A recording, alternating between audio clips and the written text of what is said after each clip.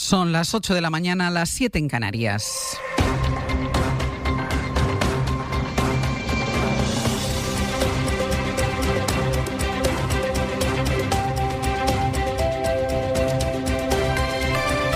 En la cadena SER, Hoy por Hoy, con Ángeles Barceló. Hola, muy buenos días. Antes de todo lo que está pasando en el mundo, el modelo y el estado de nuestro sistema sanitario, partiendo de la noticia que les contamos esta mañana. El Gobierno de la Comunidad de Madrid utilizó dinero de las residencias públicas para pagar al Grupo Quirón.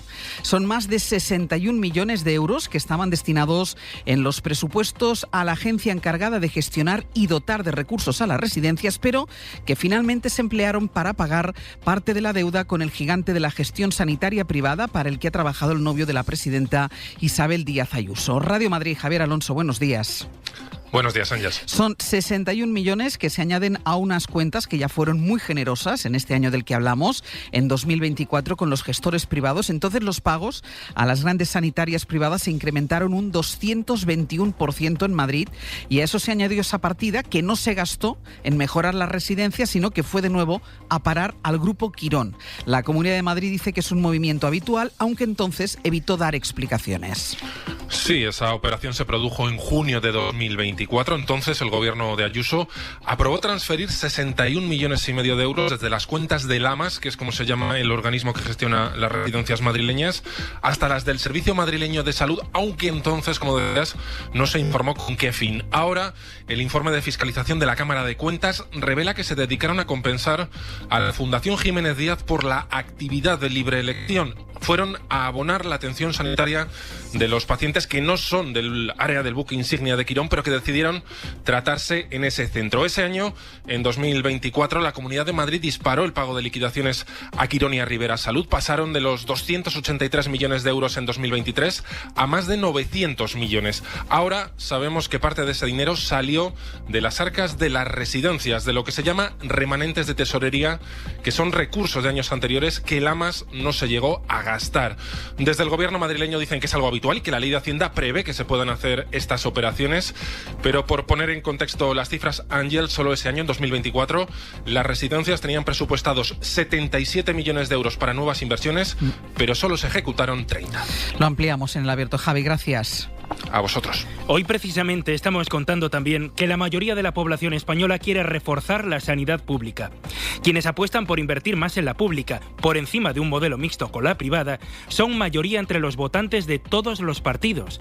Los partidarios de incrementar la presencia privada no llegan al 2%. Sergio Soto, buenos días. ¿Qué tal, Ángeles? Buenos días. Son datos de un nuevo estudio de 40dB para la serie El País, que también indican que sigue habiendo más gente dispuesta a pagar más impuestos si eso sirve para mejorar la sanidad pública. Mariola Lourido, buenos días. Buenos días, Ángeles. Cerca del 70% quiere más sanidad pública, pero en los últimos años ha crecido tanto las críticas a su funcionamiento como el número de personas que prefieren una bajada de impuestos, incluso si eso supone recibir un peor servicio. Sí, son datos preocupantes. El 60% de la población sigue prefiriendo pagar más impuestos para mejorar la calidad de la sanidad pública, pero ese porcentaje ha bajado 20 puntos en 3 años y se dispara del 15 al 35% el número de españoles que apuesta por menos impuestos, aunque sea a costa de la calidad de los servicios. Además, solo 4 de cada 10 ciudadanos aprueban el funcionamiento de la sanidad pública. Su uso mayoritario ha retrocedido 5 puntos y han subido los seguros privados desde 2023. Casi el 70% pide que se fortalezca y la mayoría piensa que se dedican pocos recursos. Los usuarios de la privada valoran mucho más su sanidad, a pesar de que reconocen que los derivan a la pública ante pruebas o tratamientos muy costosos. Y es en las comunidades autónomas del PP donde hay una mayor percepción de que aumenta la privatización. En el caso de Madrid son la mitad. 10 puntos más por encima de la media son los que ven el avance del sector privado en la pública. Seguimos luego, Mariola. De acuerdo. Yesterday, the leaders of Iran called they want to negotiate. I think they're tired of being beat up by the United States.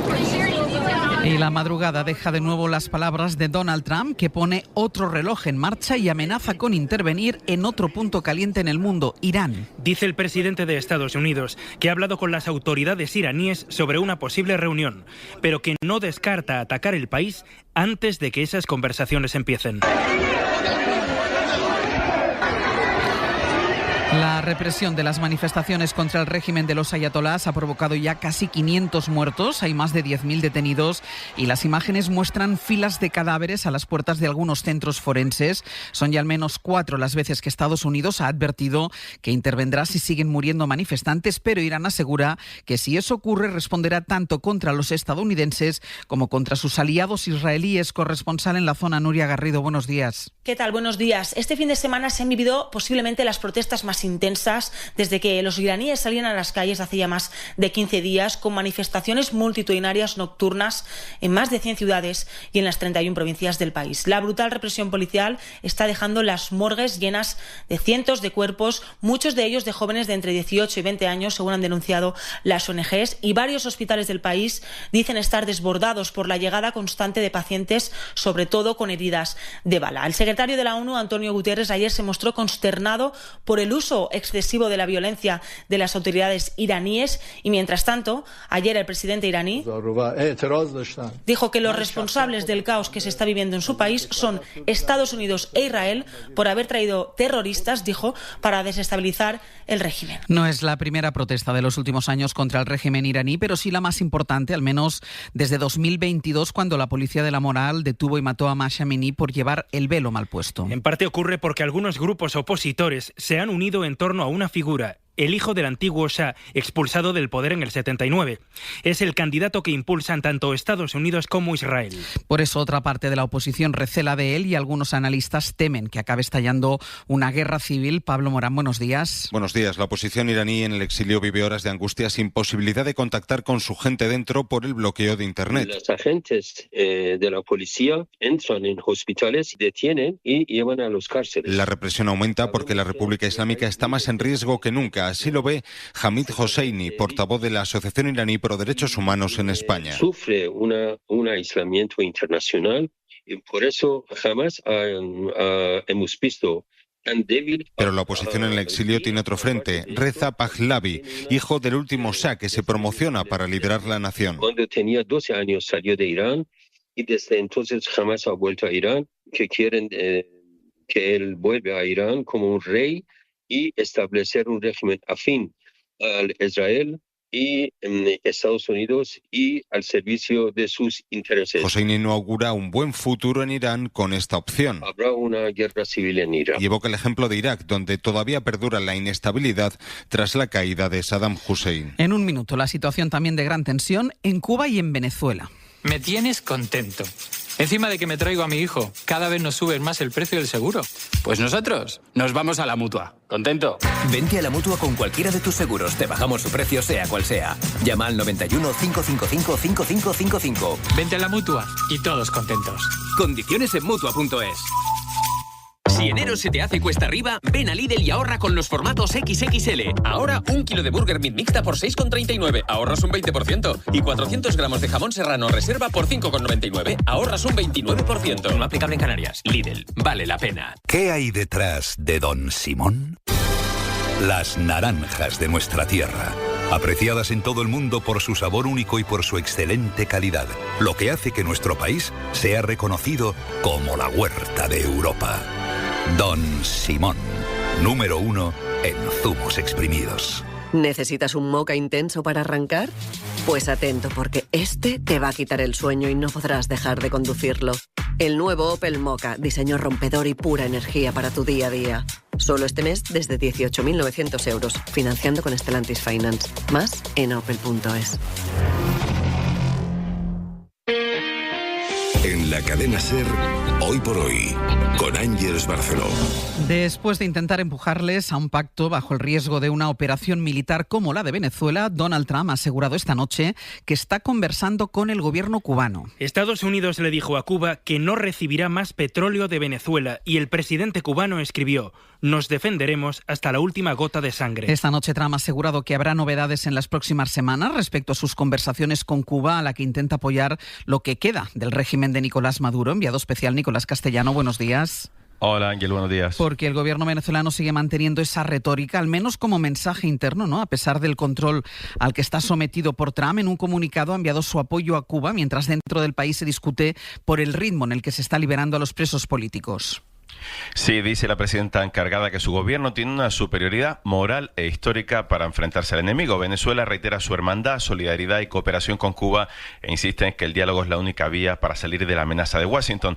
Es la respuesta a un Trump que ha dejado claro que quiere cortar la respiración asistida con la que Caracas sostiene La Habana y sube la amenaza a Cuba, señalando que durante muchos años vivió de grandes cantidades de petróleo y dinero de Venezuela, pero que esto se acabó. Trump afirma que Venezuela ya no necesita soldados cubanos porque es Estados Unidos quien defiende ahora Caracas y eleva la amenaza a La Habana, diciéndole que o llegan a un acuerdo o será demasiado tarde. Amenaza a la que se ha referido esta madrugada, casi medianoche aquí, el vicepresidente Freddy Ñáñez. El pueblo venezolano jamás se rendirá. El presidente Nicolás Maduro y su esposa Cilia Flores jamás se rendirán ante el fascismo moderno. El desafío que hoy enfrentamos no es solo venezolano, sino latinoamericano, caribeño y humano. Defender la verdad. Un desafío regional, una amenaza regional que de momento parece rebajarse con Colombia por la llamada de Trump y Petro, pero uno de sus ministros hasta hace poco y ahora candidato presidencial, Juan Antonio Cristo, afirma al SER que hay que insistir en la vía diplomática. Las diferencias de Colombia o de Venezuela con Estados Unidos no van a desaparecer. Tenemos enfoques distintos en la lucha contra los narcóticos, en migración, en comercio e inversión, pero necesitamos superar esas diferencias por los canales diplomáticos.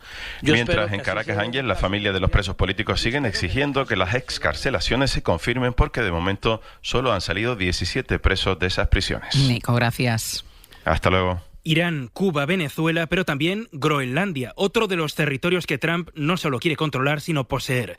Durante el fin de semana ha hablado de hacerse con él. Por las buenas, ha dicho, o por las malas. Hoy el ministro de Exteriores alemán viaja a Washington para verse con el secretario de Estado de Trump. Será poco antes de que Marco Rubio se vea esta semana con representantes daneses y mientras Europa prepara dos vías paralelas. Una propuesta conjunta de la OTAN para convencer a Trump de que no tome Groenlandia, la vía que intenta Alemania, y otra en la que Trump hace caso omiso a cualquier entendimiento. Corresponsal comunitario Enrique García Pozo. El comisario de Defensa Kubilius ha recuperado este domingo la propuesta de crear un ejército europeo.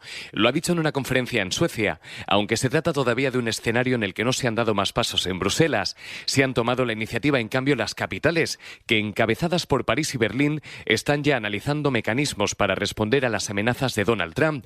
Alemania apuesta por una misión conjunta de la OTAN, asegura la agencia Bloomberg, citando fuentes del gobierno alemán, cuyo ministro de Exteriores se reunirá este lunes con Marco Rubio en Washington.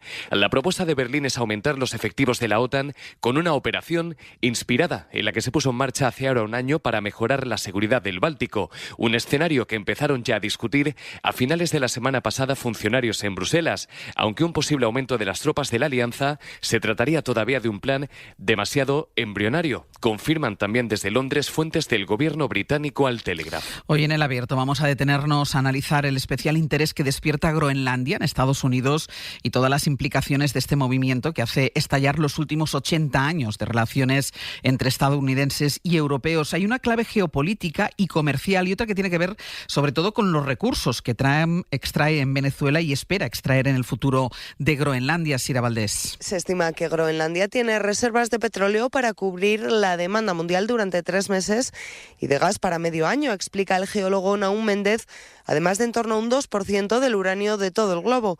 Pero la importancia de sus recursos naturales reside en los depósitos de materias primas consideradas críticas para las transiciones verde y digital. Una muy interesante es el grafito de alta calidad que mayoritariamente dependemos de China, ¿no? Hay elementos que también muy relacionados con la transición energética, como son el molibdeno y el magnesio. Si se pudiese explotar, nos darían cantidades incluso aproximadamente del 25%, ¿no?, de toda la demanda que tiene Europa. Además, con los datos disponibles, Groenlandia es de los territorios con mayores reservas de tierras raras, pero explica Paula Danez, investigadora del IGME, uno de sus grandes atractivos no es tanto lo que ya se sabe que tiene, como su potencial para albergar más yacimientos de los que hoy se conocen. La importancia de Groenlandia ahora mismo radica en que el 85% de su superficie está cubierta por hielo.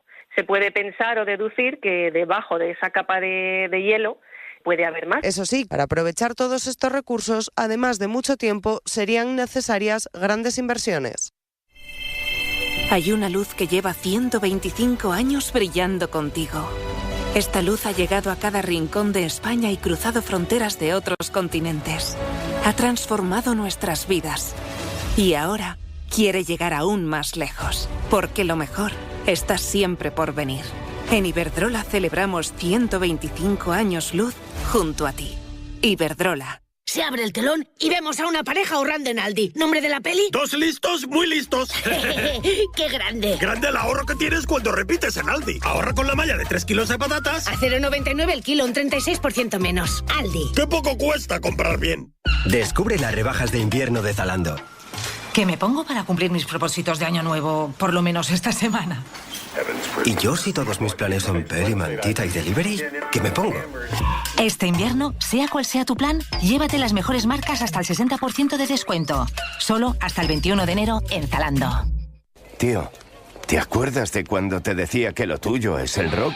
¿Cómo no me voy a acordar? Ahora soy un rockstar. Pues no me refería a ese rock. Larga vida al rock. Pero al coche. Conduce el nuevo Volkswagen T-Roc con un nuevo diseño y motor mild hybrid con etiqueta eco. Rock del bueno. Volkswagen.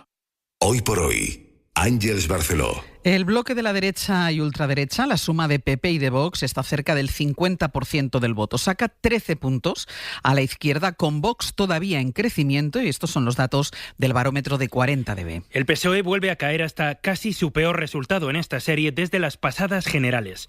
Se queda en el 27,1% del voto. Sumar se mantiene en el 5,9%, pero pierde casi la mitad de los votantes que tuvo en las generales. Podemos se queda también como estaba, con el 3,5%. La clave es que Vox roza el 18%, tercera fuerza, y el PP, todavía estancado, crece ligeramente hasta el 31,5% de los votos. Los populares ven como su órdago a Vox, a los que invitaron a entrar en el gobierno de Extremadura, no da el resultado esperado, porque la ultraderecha sigue disparada en las encuestas, pero además acepta el envite y ya pone sus condiciones para formar parte del ejecutivo de María Guardiola. Exigirá políticas de su agenda, puestos en las consejerías y la vicepresidencia. David Junquera, buenos días. Buenos días. Envidó Guardiola y ahora Abascal en vida más. PP y Vox se han metido en un callejón que no desean ninguno de los dos, el de compartir sillones y moqueta. La ultraderecha pide vicepresidencia y consejerías y fuentes de los populares extremeños nos dicen con guasa: vaya, ahora parece que quieren gobernar con la Irene Montero de Extremadura. Así llamó Abascal a Guardiola y con estos mimbres tienen que sentarse a negociar esta semana. Y en el PP creen que lo de Abascal es una petición de máximos inviable, que ahora habrá que rebajar. Génova observa desde fuera, pendiente de que el tira y afloja con Vox no malogre la campaña aragonesa. Desde la cúpula también son irónicos. Si Abascal quiere negociar con el PSOE azul, se le escuchará. Por si este proceso de escucha no llega a buen puerto, ya hay alguna voz que se atreve a esbozar algo que de momento es anatema: la posibilidad de una repetición electoral. Esta ha sido noche de Globos de Oro. Saben que son unos premios de los que se habla siempre como la antesala de los Oscars, y que no ha salido tan bien como se esperaba para una película española, para la película Sirat. En cambio, la gran triunfadora ha sido Una batalla tras otra, de Paul Thomas Anderson. La información es de Pepa Blanes. La película brasileña ha dado el sorpaso y ha ganado a Sirat y al resto de rivales en película internacional. Tampoco lograba el film español el premio a Mejor Banda Sonora en una gala que prometía ser diversa y autoral y que ha sido puramente americana. Vivimos en una dictadura, decía Judd Apatow al entregar el premio a Mejor Dirección a Paul Thomas Anderson, el gran ganador de la noche con 4 estatuillas por Una batalla tras otra. Una película que habla de la América actual, de las deportaciones de migrantes y del auge de la extrema derecha. A mis chicas negras, porque nadie nos puede silenciar, gritaba Teyana Johnson, uno de los iconos de esta noche, donde se ha producido un cierto relevo generacional. Timothée Chalamet, mejor actor por encima de Clooney o DiCaprio. The Pitt, la nueva serie hospitalaria, ganaba en drama, con dedicatoria de su creador a los médicos, los héroes de hoy. En comedia de estudio, la serie de Seth Rogen, que se ríe del Hollywood actual, y en drama, adolescencia, el fenómeno de Netflix. Pocas alusiones a la compra de Warner o a la tensión por las deportaciones en Estados Unidos, y mucho menos a Gaza. Y además el Departamento de Estado de Estados Unidos ha procesado al director de la Reserva Federal, Jerome Powell, por el sobrecoste en unas obras en la sede de la institución. Powell, sin embargo, dice que solo son amenazas por no bajar los tipos de interés, tal y como le ordena Donald Trump. Y en 10 minutos el abierto. Hoy con Antón Losada, Cristina Monge y Carlos Navarro Antolín. Así llegamos a las 8:20 de la mañana, las 7:20 en Canarias.